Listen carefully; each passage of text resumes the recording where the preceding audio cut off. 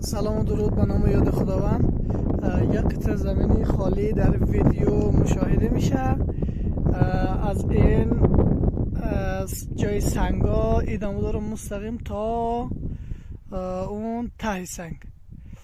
حالا طولش ادامه داره، میریم از وسط یا از بالا فیلم میگیریم و ختم آخرش اون نفش دیوار و اینجایی که موتورا هست اینجا هست ختم آخرش.